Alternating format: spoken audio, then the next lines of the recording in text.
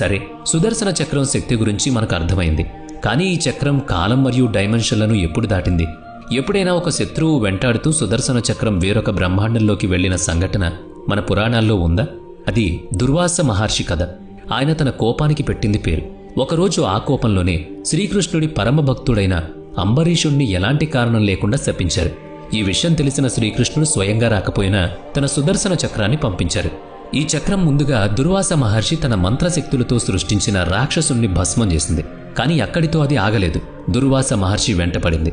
ప్రాణాలు కాపాడుకోవడానికి దుర్వాసుడు పరుగెత్తని చోట్లేదు. భూలోకం నుంచి బ్రహ్మలోకం వరకు, అక్కడి నుంచి శివలోకం వరకు వెళ్లారు. వేర్వేరు దిశల్లో వేర్వేరు బ్రహ్మాండాల్లో శరణు కోరారు. కానీ సుదర్శన చక్రాన్ని ఆపగలిగే శక్తి ఎవరి దగ్గర లేదు కదా. అది ఒక మిస్సైల్ కంటే పవర్ఫుల్. చివరికి గత్యంతరం లేక దుర్వాసుడు తిరిగి అంబరీషుడి దగ్గరికి వచ్చి క్షమాపణ అడగాల్సి వచ్చింది.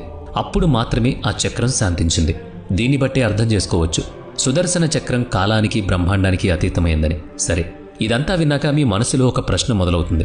శ్రీకృష్ణుడు ఈ భూమిని వదిలి వెళ్ళినప్పుడు మరి ఇంత శక్తివంతమైన ఆయుధం ఏమైంది? ఇప్పుడు ఎక్కడుంది? దీనికి సంబంధించి 2 రకాల వాదనలున్నాయి.